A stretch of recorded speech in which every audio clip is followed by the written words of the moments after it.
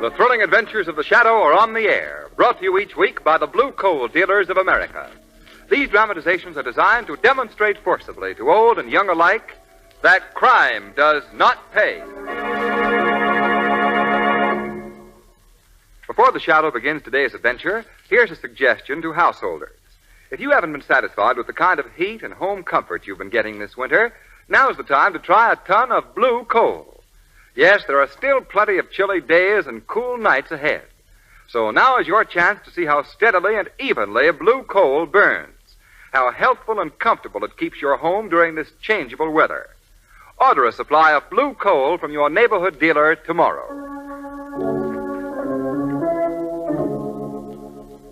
The Shadow, mysterious character who aids the forces of law and order, is in reality Lamont Cranston, wealthy young man about town. As the Shadow, Cranston is gifted with hypnotic power to cloud men's minds so that they cannot see him. Cranston's friend and companion, the lovely Margot Lane, is the only person who knows to whom the voice of the invisible Shadow belongs.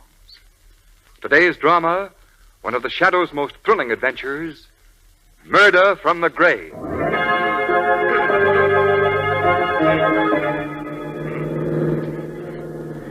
That's him there. Walking towards the corner. Yeah. Pulling closer to the curb. Okay. Wait till we're right beside him, see? Yeah, I know. All right. Let him have it.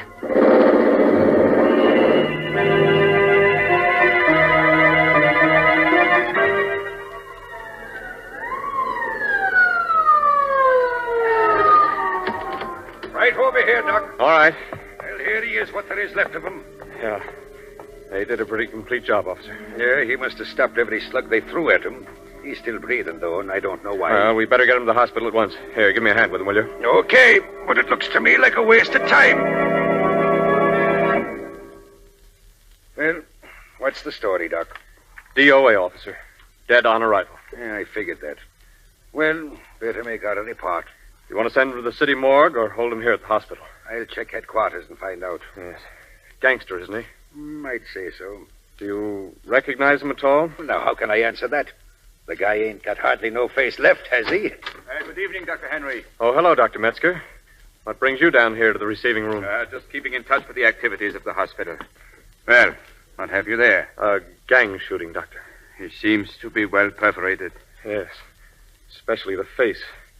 It's been just about shot away. Yes, so I see. He died on the way to the hospital. So, mind if I have a look at him? No, Doctor. No, go ahead. I'm going to use your phone, Doc. I'll be right back. All right, officer. Dr. Henry. Yes?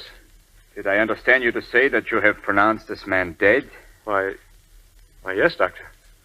I'm afraid you were mistaken. What? This man is still alive. Well, Dr. Metzger, I couldn't feel any pulse, no I tell heartbeat. you, he is alive. Ring for the elevator at once. But, Doctor, Do I as tell you... say. This man is to be brought to my laboratory. Hurry, Doctor. There's no time to lose.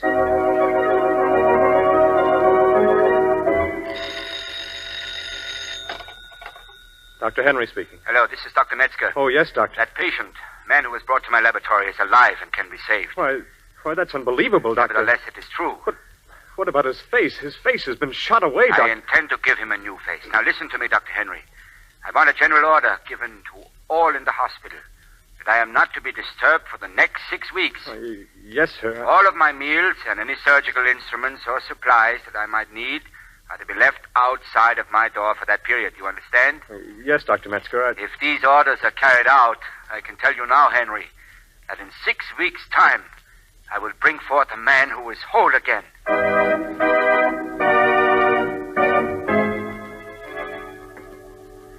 Doggone it, Jack. I just can't help it. Old man curiosity is getting the better of him. And you've got to find out what goes on in Metzger's laboratory. Is that it? Yes. He's been in there almost 6 weeks now, Jack. Imagine almost 6 weeks without telling anyone how his experiment is progressing. Say, does anyone even know if the patient is still alive? Yes, we do know that much. Metzger sent word to that effect to Doc Hawkins yesterday. Look, Sherlock, how do you plan to get into the laboratory? Well, when Metzger opens the door for this tray of food, I'll just walk in with him, that's all. Good luck. Yes, I'll need it. Knock on the door for me, will you? Sure. Who is there? Your food tray, Dr. Metzger. Oh, thank you. Where do you want me to put... One moment. You will leave the tray with me, Dr. Henry. I was just going to You put... were just going to try to gain entrance to my laboratory. I'm aware of your intense curiosity, Henry. A curiosity that is shared by everyone else in this hospital. Well, you can tell them all for me that my experiment is nearing completion. Very well, Doctor. If they wish, they may come here to my laboratory tomorrow at noon. And I shall reveal to them my finished product. I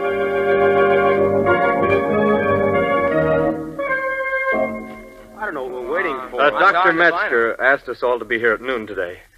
It's now 1:15. I, for one, see no reason for waiting around any longer. You're right, Henry. Oh, what'll we do? Well, we'll let him know we're here. Dr. Metzger. Dr. Metzger. Why doesn't he answer? Well, there's only one way to find that out, and that's by trying to get in. The door isn't locked. I'll go look for him. Dr. Metzger. Dr. Metzger. He must be in there. He's not out here. Lord, come here, all of you. What is it? Look, there on the floor. Oh, holy. It's Metzger. He's dead. Yes, and it looks like murder.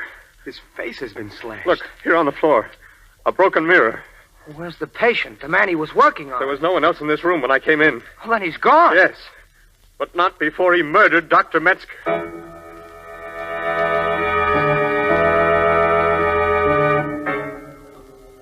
And since that time, Lamont, the police have learned nothing.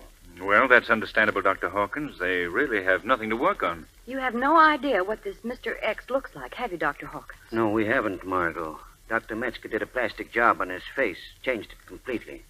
That's all we know. Well, it's been 24 hours since the killing. The man has had ample time to get away and cover up his tracks. Yes. I don't see how Lamont can do any more than the police have done, Doctor. I didn't ask Lamont to come here for that purpose, Margot. Oh, no?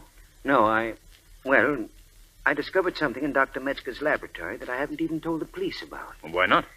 Because it's something too fantastic for them to believe. Oh, what is it, Doctor? Metzger's personal notebook, in which he recorded the progress of his experiment.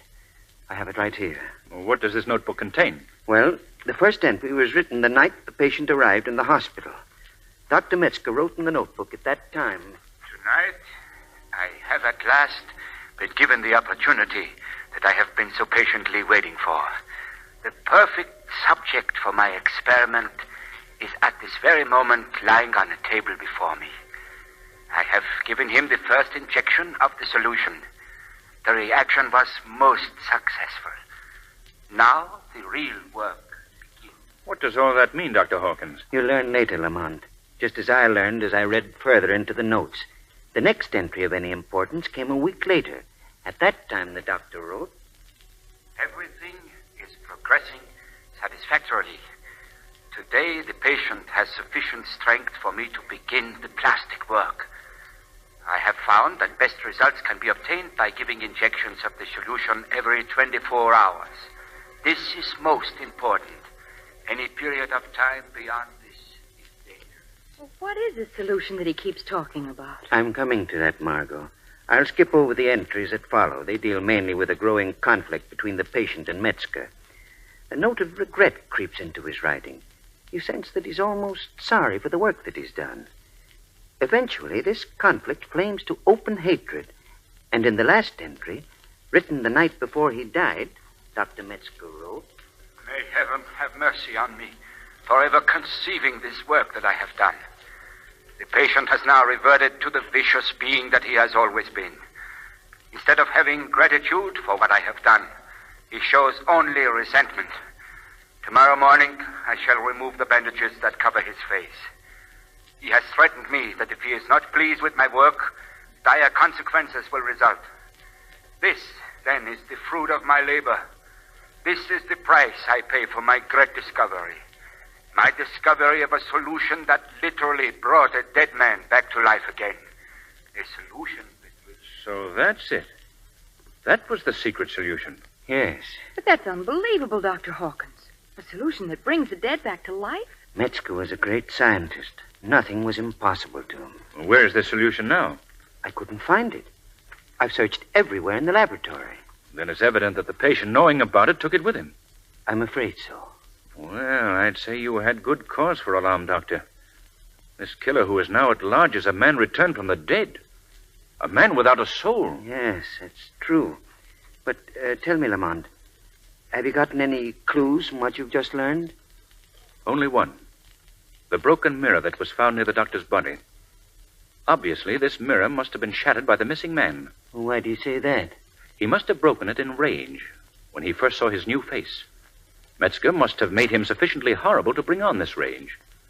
So we have only one clue to work on. A man with an incredibly ugly face. Dr. Hawkins! Dr. Hawkins! What is it? What is it? Come in. Dr. Hawkins, something terrible has happened. Well, what's wrong? In the morgue. The hospital morgue, just a few minutes ago. Yes, what happened? A man with a gun came in. Forced me to take one of the bodies. A dead body out to a car. What? I had to obey. Why didn't you call out for help? I was about to until I saw his face. His face, Dr. Hawkins. It was the most frightening thing I've ever seen. It wasn't human. Doctor, I'd say our killer has made his first move. And I fear that it won't be his last.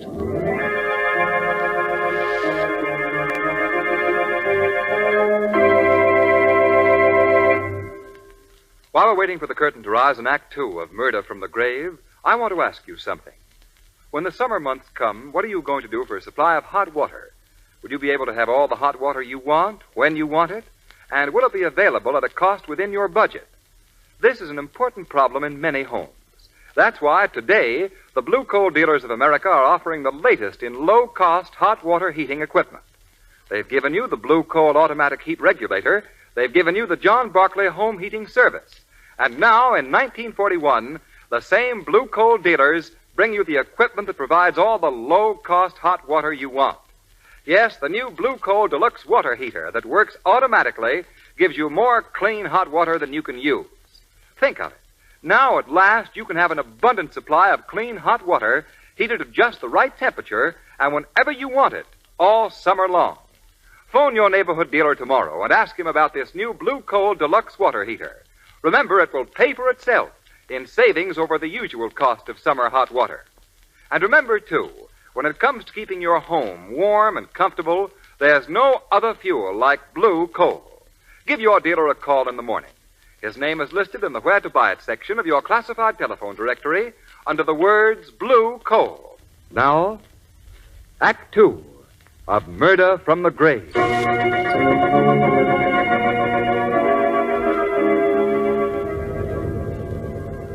All right. Put the slip in the car. Yes, sir. We're getting to be regular customers, ain't we? Why do you do this? Why do you want these bodies? You'll find out. Everybody will find out very soon. This ain't our last visit to you, Mr. Morgue-keeper. You'll be seeing us again. No, you'll get me into trouble. Shut up.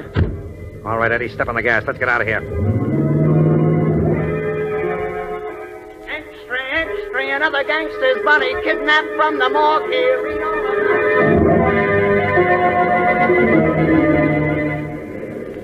That particular pendant will cost you $2,000. Oh, I There we are. All of you. This is a stick-up. What do you want with us? We can't get away with this. No. Just watch us. Grab them rings, Eddie. Right. Phil, take that tray of bracelets. Okay. That's all we need here. Wait a minute, boys. Before we blow, we ought to let the folks have a look at us for purposes of identification. Take off your mask, boys. Oh, no, they're not you. Oh, how horrible. We ain't very pretty, are we? Well, nobody is.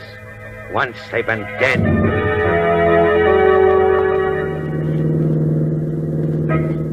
Look, only 3 guards for a payroll over $100,000. Cut them off, Eddie.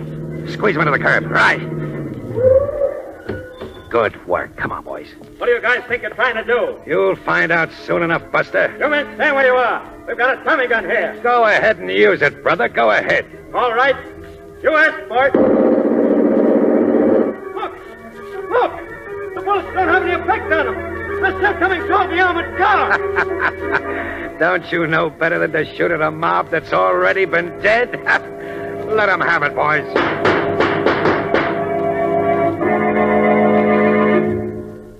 Margot, the entire city has been terrorized by this mob of, well, ghouls. That's all you can call them. Lamont, do you honestly believe that this gang consists of the dead men who were kidnapped from the different morgues? Yes, Margot. There's no doubt of it.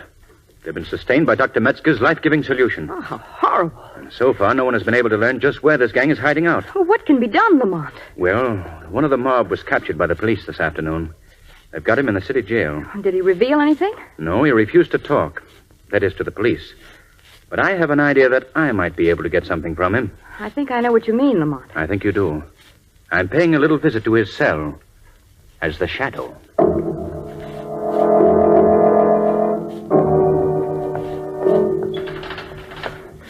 Why don't they come for me? They know the cops have got me. Why don't they come?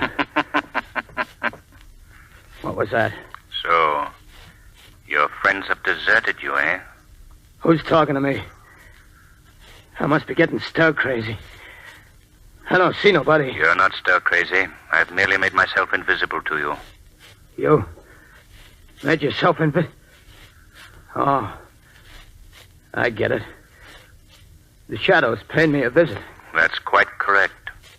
What are you doing here? I've come to talk to you, to learn something about you and your companions. Save your talk. I ain't saying nothing. I know the horrible secret that you and your gang possess.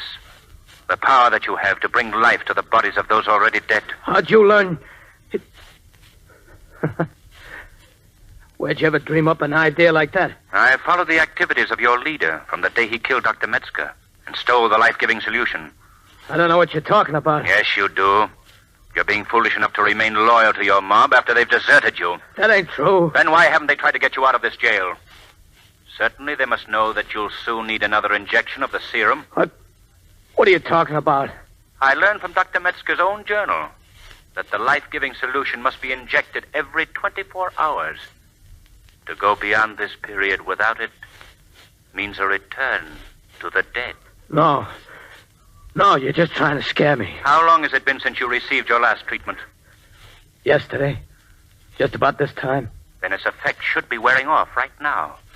We must act quickly. Tell me where the hideout is. And after dealing with your friends, I promise to bring back enough of the serum to keep you alive. Are you sure? You ain't handing me no line? I swear it. Now, tell me the secret hiding place and just how many men there are. Okay. About the men, the boss has only 2 henchmen left now. Phil and Marty. It's been getting harder to make snatches from the morgue. And besides, the boss don't want to waste the serum on us dead ones anyway. Only 2 days ago, he let one of the boys go back to the grave without a shot from the hypo. And believe me, Shadow, his face wasn't pretty to see. Quickly now. Where's the hideout? The hideout? Well, it's... Hey, what's happening to me? I got a funny feeling in my head. Quickly, men, quickly. Like buzzing. Tell me where the hideout is. It's... How much better for them to have left you untouched after death had claimed you the first time.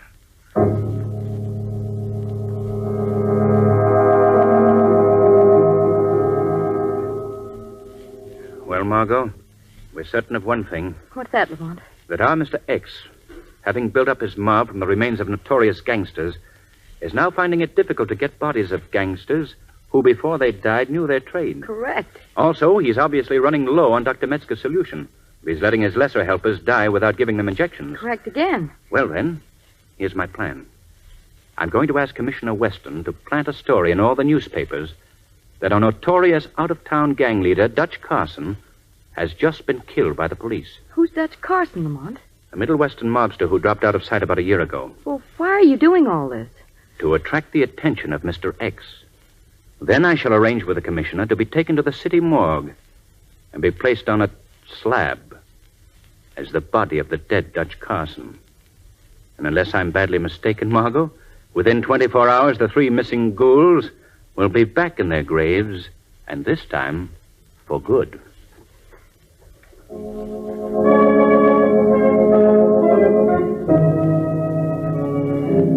You ready to stretch out on the slab, Mr. Cranston? All right, Tom. You know, you're the first live stiff I ever had in here. Well, I hope I remain that way. Yeah. And will you cover me over with a sheet, please? Sure. Hey, what's going to happen when these fellas find out you ain't a dead one, much less the missing Dutch Carson? Well, now, Tom, Huh? that's something I'd rather worry about when it happens, if you don't mind. And I'm here to tell you, I wouldn't touch your job. Quiet. Huh? I hear footsteps outside the door. Yeah, somebody's there. Who are you? Take a look at me, Pop. That ought to answer your question. You come again, eh? Yeah, I told you I'd be paying you another visit. What do you want? I want the body of Dutch Carson. I got a job he's going to do for me.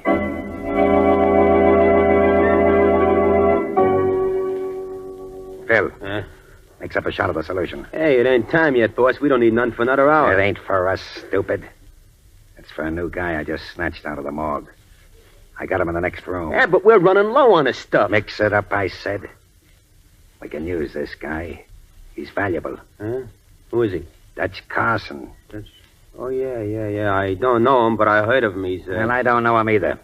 But he was supposed to be one of the smarter boys in the Middle West until he disappeared about a year ago. What happened to him? I don't know, but what's important now is that we've got his body in the next room. Hey, what's that? What's going on out there?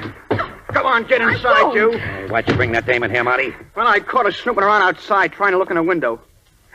Maybe she was trying to cop a quick look at a couple of dead men, eh, boss? Interesting. What's the idea, girlie? Well, it was just... Oh, your face. Find something wrong with it? You're the one. You're the one that killed Dr. Metzger. Also interesting. Where'd you get your information? Let me out of here. Now, the chance. Now, sit down like a lady like this. You can't push me around like that. No, well, I'm giving you a pretty good imitation, ain't I? Now, what were you doing outside? Who sent you here? Oh, you're so clever. Why don't you find out? Who sent you here? Answer me. Oh, stop it. You're hurting my... Answer me. Lamont. And now, that won't do you no good, sister. Lamont. Where is he? What have you done with him? I asked you a question. Wait a minute. Done with who? Who are you talking about? You brought him here. What have you done with him? Hey, she must mean the stiff inside. Now, what is this? Who'd you bring here, boss? The body of Dutch Carson. Why?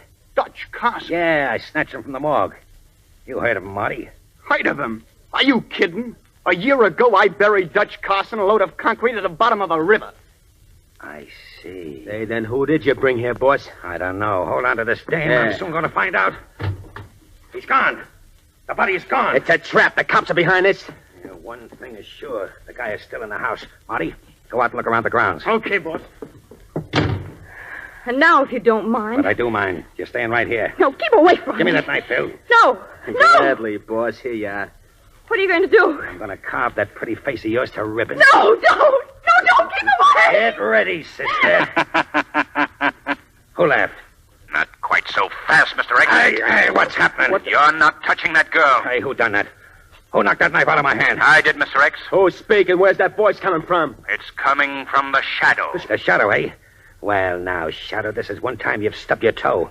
Because even you can't do anything to dead men. You're wrong, Mr. X, because I know that you need an injection of Dr. Metzger's solution every 24 hours in order to continue living. Yeah, and we aim to continue getting it. I wouldn't be too sure of that. What do you mean by that, boss? I mean that I now possess the solution. You see? Look, the bottle hanging there in midair. He's got the solution. Give me that bottle, Shadow. Oh, no. This is my hold on you, gentlemen. And I shall keep it until your allotted time expires. I shall watch you return to the dead again. Get it away from him, boss, quick. I'll get it all right. We may not be able to see you, Shadow, but we can see the bottle. Boss, put that gun away. That ain't the way to do it. Oh, no. Oh, now you done it. You hit the wrong target, Mr. X. Oh, you broke it, boss. You broke the bottle. It spilled all over the floor. I didn't mean to hit the bottle. I wanted to plug him. The cops are coming. You'd better give up, Mr. X. Oh, no, we ain't giving up. We still got another hour to live, Shadow. And a lot can be done in that time. We're going to rip this town wide open, just for luck. Wait. You're staying here. Yeah, try and stop us. Margot, they've got an hour to spread the greatest terror this city has ever seen. I've got to stop them.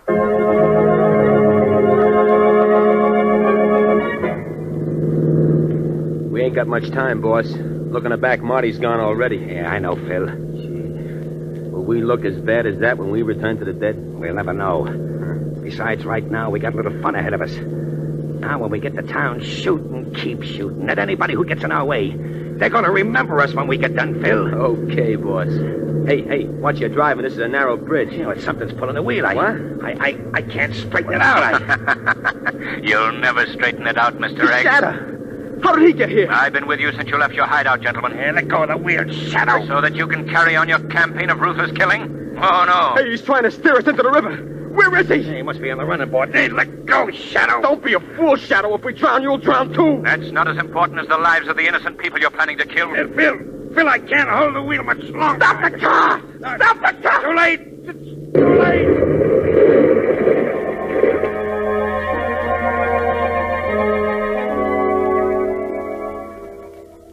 But, Lamont, you might have been drowned, along with your ghostly friends. I certainly might have been, Margot. But fortunately, I threw myself clear of the car before it went over the bridge. You know, Lamont, I've become very attached to you. Oh, don't think for a minute that all our mad exploits together haven't been fun. But I wish that for a while, at least, we could have a calm, peaceful existence. And we shall have, Margot. We shall have. Mm-hmm. Well, nonetheless, I'm sure you'll forgive me if I hang on to my hat when we start out again next week.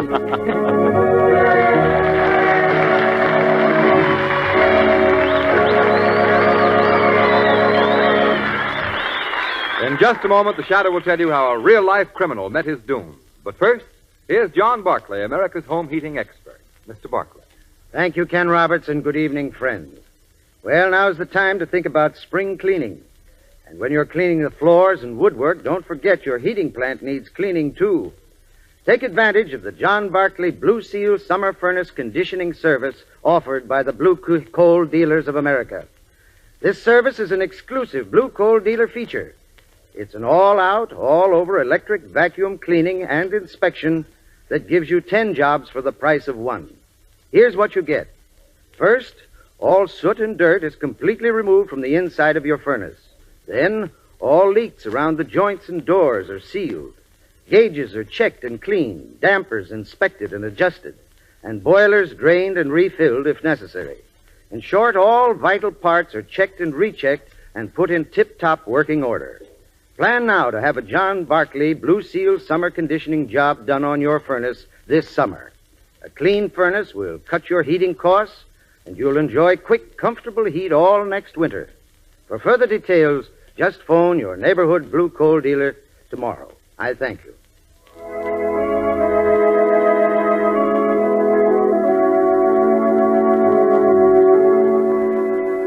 Today's program is based on a story copyrighted by the Shadow magazine. Characters, names, places, and plot are fictitious. Any similarity to persons living or dead is purely coincidental.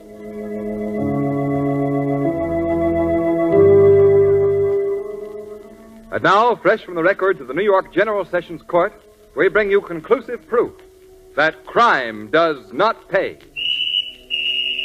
New York City, December 13th, 1940. Stephen Fleming passes bad check in business deal. Crime, grand larceny in the second degree. New York City, April 1st, 1941.